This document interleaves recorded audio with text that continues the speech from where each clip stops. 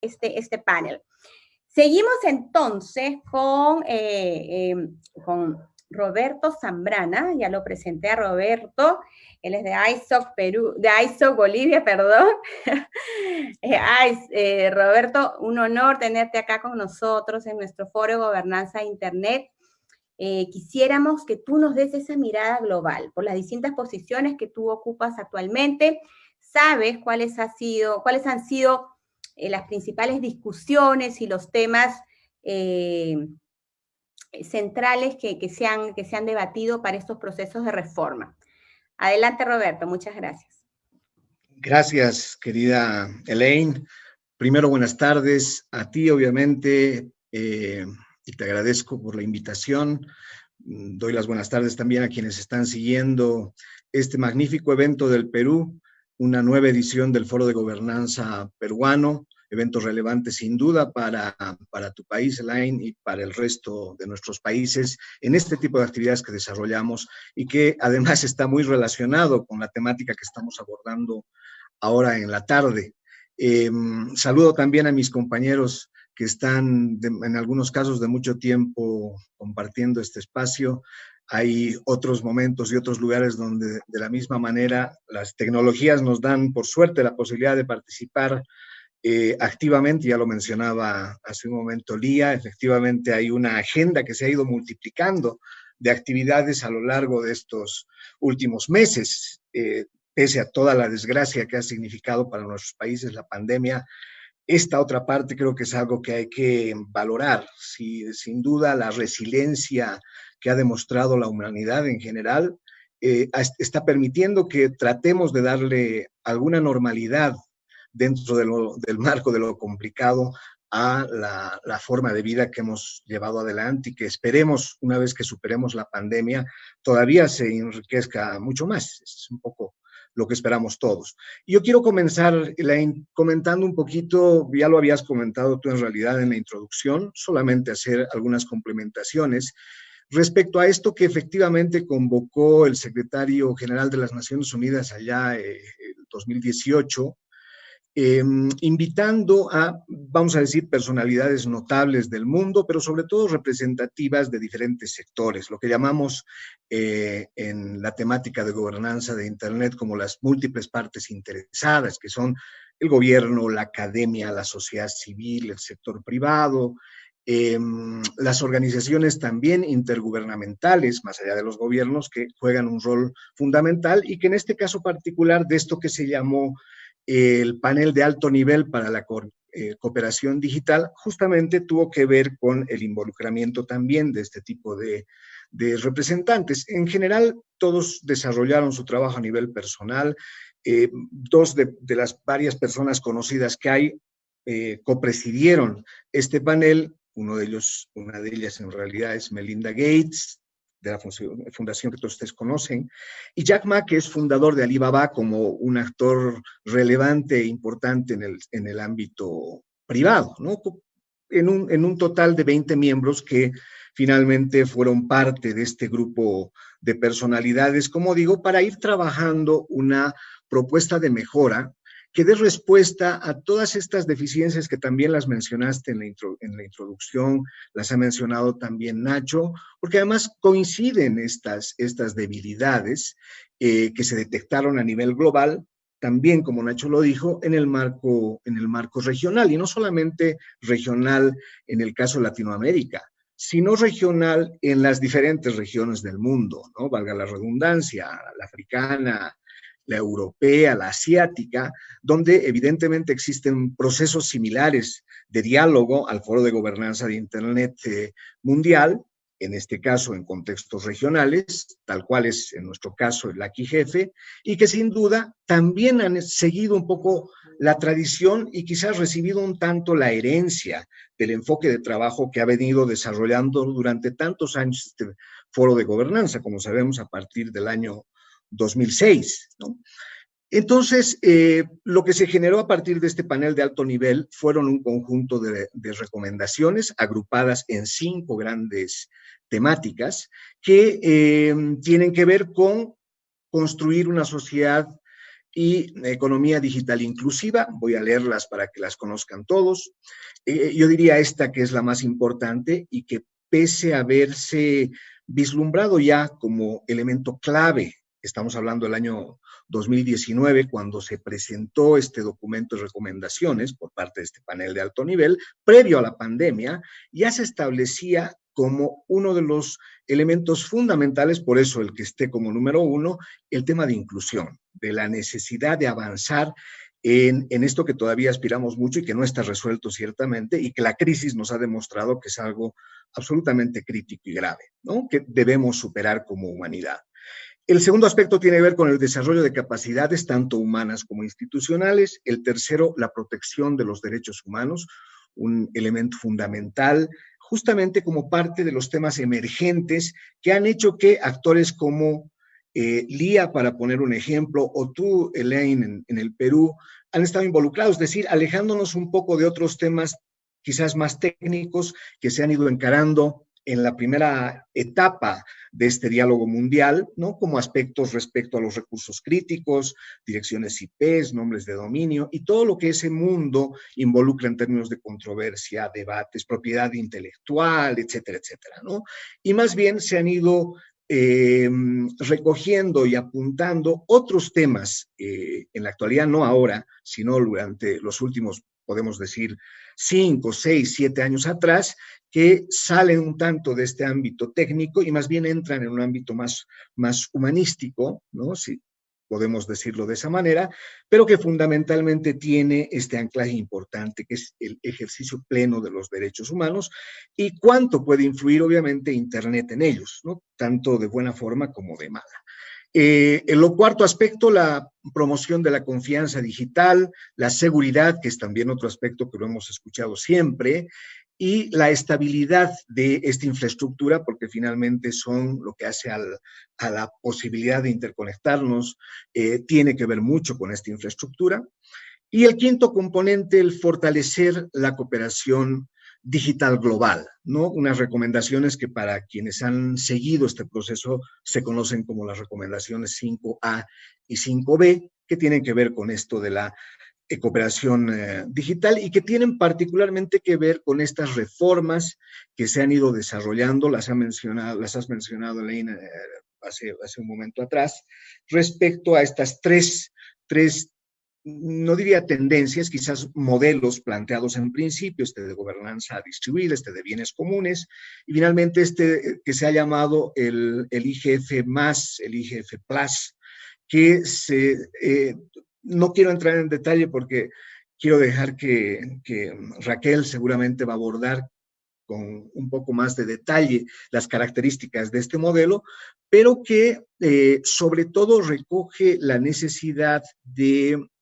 fortalecer espacios más especializados para poder avanzar de forma más concreta y efectiva justamente en estas deficiencias encontradas. Es decir, que puedan encontrarse resultados más concretos, que no solamente se quede como así se había definido en principio, es decir, que sea un espacio eh, de, eh, de encuentro, de diálogo, pero sin necesariamente sacar conclusiones vinculantes, que no se conviertan necesariamente en leyes, tanto en el contexto local, regional como obviamente en el mundial. Más difícil obviamente en un nivel mundial lograr estos acuerdos sin que se trate de un organismo como es las Naciones Unidas u otros organismos multilaterales que evidentemente tienen ese rol y que tradicionalmente además el Parlamento Europeo y otros han estado debatiendo, pero únicamente con un grupo de actores, ¿no? Los gobiernos. Sin embargo, eso de todas formas ha sido sentido a lo largo de estos años y parte de las recomendaciones tiene que ver con hacer o lograr resultados más concretos, que no va necesariamente significar que sea este foro o los foros regionales o nacionales aquellos que tomen o dentro de los cuales se tomen decisiones de este tipo, pero que sin duda generen estos espacios especializados. Vamos a escuchar luego seguramente sobre el Observatorio de Políticas, que es un espacio importante, ¿no? En la incubadora de políticas que tiene que ver con promover justamente la recolección, por una parte, de buenas prácticas y la aplicación de este inventario en realidades concretas a nivel regional y en nuestros diferentes países. Pero después de esto que se ha presentado el 2019, el 2020, hace poco, después de un año, en junio, lo presentó ya el secretario general, una hoja de ruta de cooperación digital que permitiera justamente aterrizar estas recomendaciones en acciones muy concretas, ¿no? Obviamente es relevante que sea el propio secretario general de las Naciones Unidas presentando esto a la comunidad internacional y todo el resto de los actores puedan recibir este instrumento como un, no lineamiento específico, pero sí como el techo al cual debiéramos aspirar en el corto plazo todos, ¿no? No voy a entrar en los detalles, han más o menos seguido la misma organización de estas 5 recomendaciones del panel de alto nivel en su momento, pero que, y voy a comentarlas a grandes rasgos, tienen que ver con el primer aspecto dentro del primero, que era inclusión, el de conectividad global, planteando que ya no hasta el 2020, que hemos superado en el marco de los objetivos de desarrollo sostenible, ¿no? Quienes conocen uno de estos objetivos y lo que se esperaba era que hasta el año 2020 la mayor parte de la población tuviera conectividad. No lo hemos logrado, estamos terminando el año 2020 sin haber cumplido ese objetivo.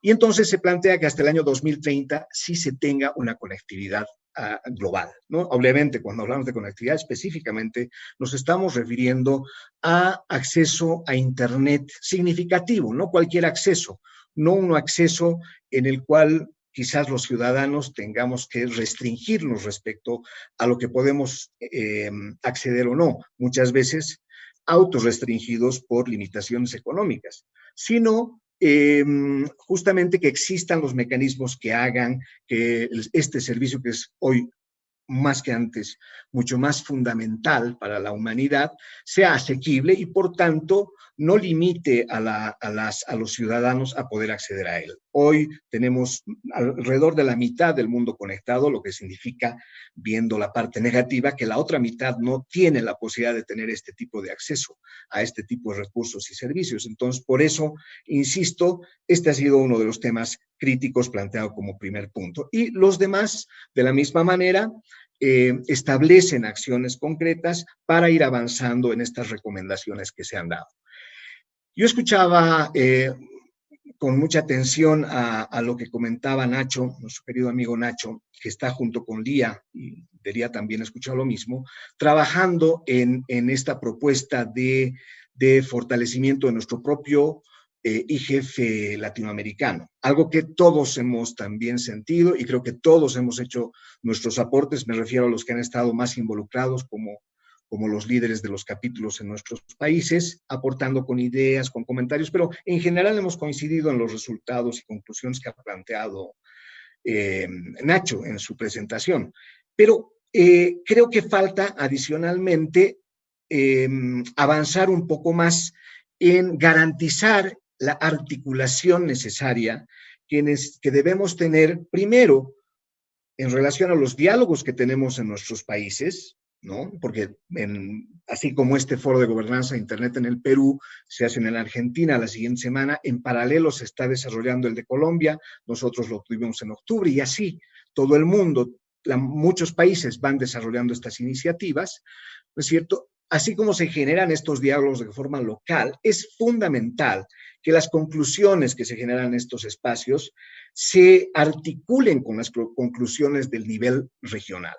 Un camino, y es muy buena esta propuesta con las reformas que involucra un trabajo ya no solamente temporalizado, sino a lo largo del año, mediante la presentación de estudios o la postulación de aquellos, pero sí, seguramente habrá necesidad de buscar también otros elementos de articulación establecidos, es decir, algo así como que conclusiones de este tipo de foros de gobernanza, como este en el que estamos asistiendo hoy, puedan llevarse, puedan presentarse en este nivel de articulación regional, en el AQIGF, ¿no? Y de esa manera podamos identificar, porque está claro que nuestros países son muy parecidos, pero son diferentes, tienen también conclusiones, o seguramente van a tener conclusiones diferentes, pero también, y esa es la parte importante, van a tener aspectos comunes. E identificar esos aspectos comunes en los foros regionales nos va a permitir articular finalmente con el foro de gobernanza a nivel mundial. Y no es que no existan los canales, la idea es fortalecer esos canales. Y esto tiene mucho que ver con otra de las características de este foro de gobernanza de Internet más o IGF Plus, de incorporar una vinculación más cercana, un fortalecimiento a la vinculación ya existente con lo que se llaman iniciativas nacionales y regionales, es decir, los foros de gobernanza de Internet locales a nivel de país y regionales, ¿no? Como el IGF y otros existentes. Y creo que este fortalecimiento va a ayudar mucho a que de la misma manera el Foro de Gobernanza de Internet Mundial pueda capturar, pueda recibir a nivel de las diferentes regiones, porque es más complicado recibir de todos los países, pero al menos de las regiones, puntos concretos, realidades específicas, propuestas que puedan llevarse para debatir, para dialogar en este nivel. Y que finalmente con ese sustento de base, como además siempre ha sido pensado así, es decir, de abajo hacia arriba, tenga mayor fuerza la posibilidad de comprometer acciones decididas justamente de quienes finalmente son los involucrados para desarrollar la política pública, ¿no es cierto? Me refiero a los gobiernos, las autoridades, los dignatarios de Estado, los parlamentos a nivel mundial, que es parte de los ajustes que no están esperando para hacerse, sino que ya se han hecho y ya se han involucrado, invitándolos a participar justamente en este tipo de paneles parlamentarios. Entonces, hasta aquí quisiera comentar en esta ronda, Line, y creo que seguramente podemos intercambiar un poquito más hacia adelante. Muchas gracias.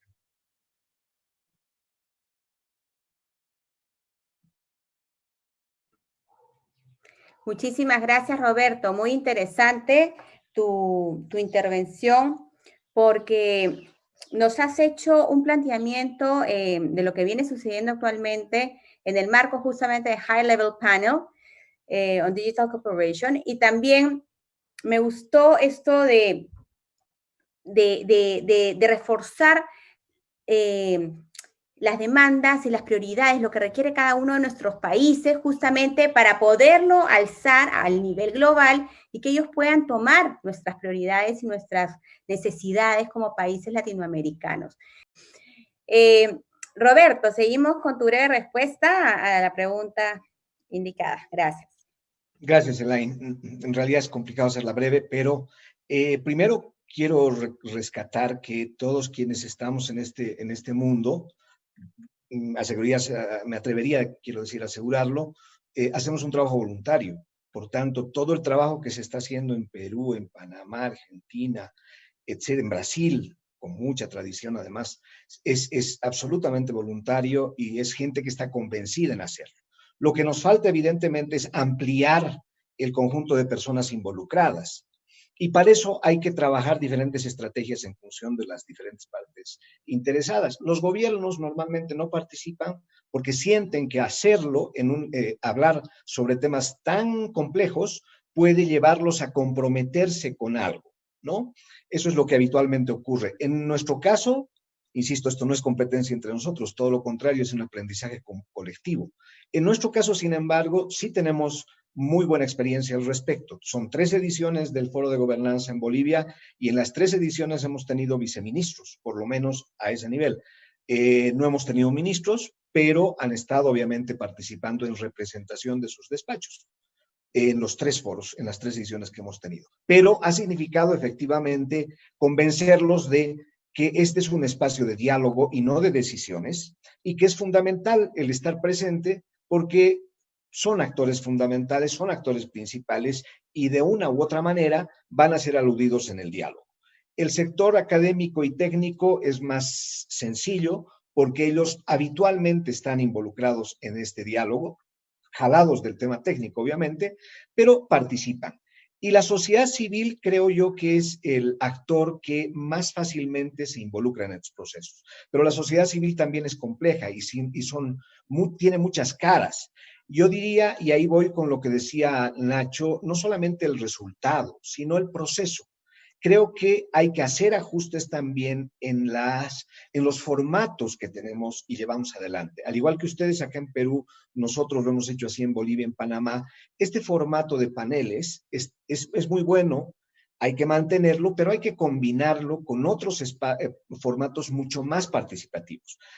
Ninguno de ustedes me va a dejar mentir que sobre todo en los foros presenciales hay una gran cantidad de gente siempre ávida por participar, por hacer sus comentarios, por no hacer preguntas necesariamente, sino plantear sus propias perspectivas, algunas a nivel personal, algunas a nivel institucional. Eso hay que recogerlo porque es un gran incentivo para mayor participación. Con esa participación se identifican otros líderes, se identifican otra gente que se va a involucrar y vamos a ampliar esta base de trabajo que tenemos normalmente, que efectivamente siendo voluntarios es reducida, y a través de ampliar vamos a también llegar a sus redes y a través de sus redes a gente que con ese tipo de influencia pueden ir jalando a uno u otro actor relevante para este diálogo. Entonces creo que son algunos comentarios que podría hacer al respecto. Gracias. Muchas gracias, Roberto. Tú hablabas de que, claro, nuestros gobiernos tal vez temen, ¿no?, a asumir compromisos, pero hay que recordar que justamente el futuro del IGF o las grandes discusiones que se están dando hoy en día es justamente para que haya más acción y menos diálogo, menos deliberación, o en todo caso que ese diálogo y esa deliberación tenga como resultado más acción para nuestros países. Y hacia eso tenemos que avanzar. Entonces sí es importante que se comprometan también en estas acciones y en distintos tipos de compromisos. Muy similares, ¿no? Damos paso entonces a Roberto, quien ya responderá, ¿no? Terminará además con esta ronda de preguntas y para terminar también con nuestra interesantísima sesión, que la verdad ha sido un hit. Debo reconocerlo, con este distinguido panel que nos acompaña. Entonces, Roberto, te escuchamos. Muchas gracias. Gracias, Elaine. Bueno, hay que recordar que estos foros de gobernanza, respondiendo a la primera pregunta de cómo hacemos que los gobiernos se involucren más, estos foros los organizan normalmente grupos de interesados, de sectores interesados que quieren aportar. Normalmente estos grupos lo hacen a nivel personal, no necesariamente a nivel institucional. Y ahí encontramos gente de los diferentes sectores, gobierno, academia, etcétera. Y tienen que trabajar mucho porque la organización de uno de estos eventos no es algo simple.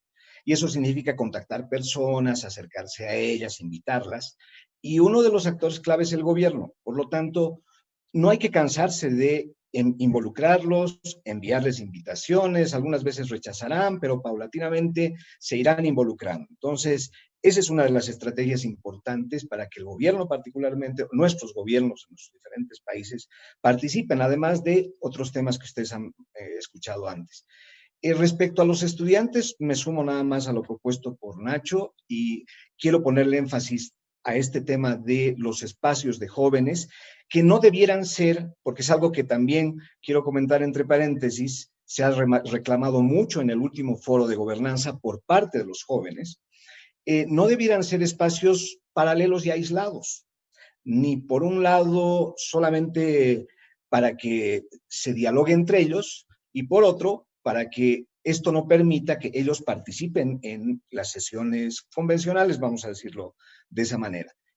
Los jóvenes tienen que participar activamente, pero desde los procesos de organización de estos foros y desde las iniciativas nacionales. Es decir, no hay que esperar a participar en el nivel regional o esperar a tener un sitio en el nivel mundial. No, hay que involucrarse en los niveles locales. Y como Raquel me decía en algún momento atrás, es en las dos puntas. Es decir, los jóvenes tienen que buscar estos espacios para demandar su participación y quienes organizan estos foros tienen también que hacer su tarea tratando de identificar y buscar a los jóvenes para que esta participación sea efectiva. Entonces, ese es en relación a las dos. Respecto a los derechos, particularmente al derecho de libertad de expresión, Como cualquier otro derecho, creo que es importante que se lo considere igual, fuera, es decir, en línea o fuera de línea.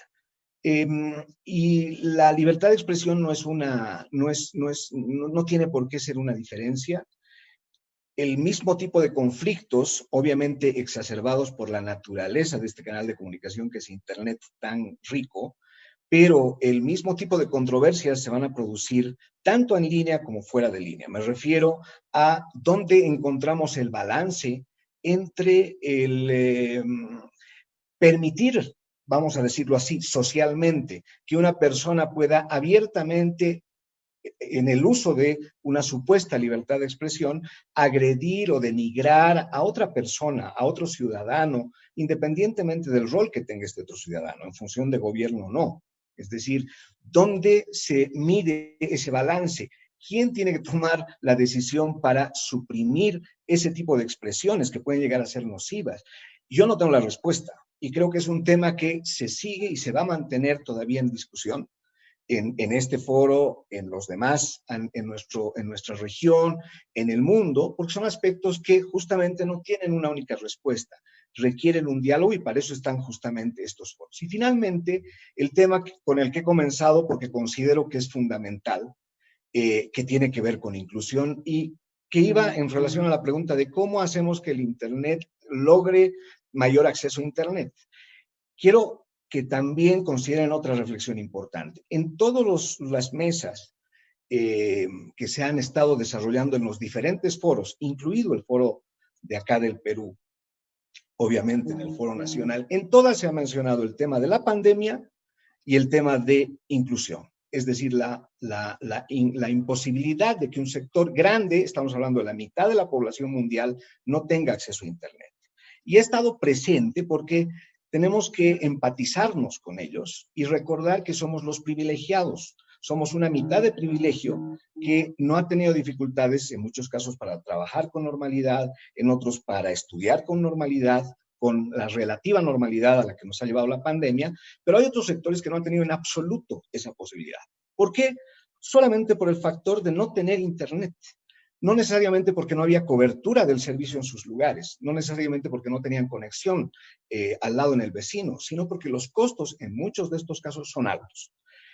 Otro elemento que vamos a escuchar en nuestros foros, lo vengo yo particularmente, y ustedes van a coincidir escuchando permanentemente, particularmente nuestros foros regionales, es que el sector privado, los operadores de telecomunicaciones, los proveedores de servicios de Internet, permanentemente demandan atención del gobierno e incentivos, ya sea incentivos tributarios, ya sea acceso a nuevas bandas de frecuencia, no a los costos tradicionales, sino más bajos. Y como sabemos, este es un poco un diálogo de sordos, porque los gobiernos tienen al sector de telecomunicaciones como una fuente fundamental de ingresos y no entienden que es más importante promover el crecimiento del sector, como bien lo decía Nacho, justamente cediendo en muchos de estos incentivos. Pero a la vez, el sector privado tiene, ojalá antes, tiene también que hacer esfuerzos importantes en hacer ajustes que pueden realizar el día de hoy. Un ejemplo, los modelos de comercialización sobre el cual hablo y probablemente canso ya a muchos, los modelos de comercialización de servicios de telefonía móvil no pueden continuar bajo un cobro basado en cuotas de transferencia de información. Es decir, con, no sé, 20 soles, 100 megas, 200 megabytes de información transmitida, etcétera, y de ahí reduciendo la velocidad. No. Tienen los operadores y todos en conjunto tenemos que encontrar mecanismos para ojalá lograr servicios asequibles de tarifa fija. Estoy hablando de telefonía, de servicios de Internet móvil, ¿no? De tarifa plana, quiero decir, aunque sea con una velocidad moderada, 5, 6, 7 megabits por segundo. Es impensable del futuro, y con esto cierro, que la tecnología 5G, que muchas operadoras justamente están pretendiendo ingresar, se pueda realmente efectivizar si no se resuelven estos temas de los modelos de comercialización de servicios. Gracias, querida Elaine, y disculpas por la extensión. Muchísimas gracias, les agradezco enormemente la participación de cada uno de ustedes. Acá podríamos seguir, ¿no? Hablando de esos temas fascinantes, pero claro, hay un tiempo que respetar porque también ya se viene otra sesión. Eh, Quiero agradecerles pues a Nacho, a Lía, a Roberto, a Raquel por su participación. Realmente ha sido muy interesante y además ha sido muy nutritivo traer este debate a nuestro foro Gobernanza de Internet Perú para que nuestra comunidad conozca más de estas discusiones, de estos avances, de estas reestructuraciones que se están dando a nivel global sobre la gobernanza de Internet y también, por supuesto, a nivel regional en nuestro LAC-AGF. Entonces, no podemos darle la espalda, como lo dije desde un principio, hay que estar muy, muy involucrados, relacionándonos con esto e interactuando también en estos procesos. Por eso es importante dar a conocerlos y, bueno, invitarlos a todos, por supuesto, para que también se involucren y conozcan más de lo que es la gobernanza de Internet y cómo como individuos nos afecta. Quiero decirles que desde ISOC Perú, desde Internet Society Perú y desde Democracia Digital estamos muy involucrados en la gobernanza de Internet y en todos estos procesos. Así que los invitamos a que nos sigan en democraciadigital.pe y en nuestras redes sociales para que conozcan más de esos esfuerzos y lo que venimos impulsando en el país. También a nombre del comité organizador del Foro de Gobernanza de Internet, le extiendo el agradecimiento nuevamente a nuestro panel de expertos. Les agradezco profundamente su participación, su tiempo y dedicación. Y por supuesto también le agradecemos a cada una de las personas que nos escuchan y que nos han seguido en esta sesión. Muchísimas gracias y muy buenas tardes. Adiós.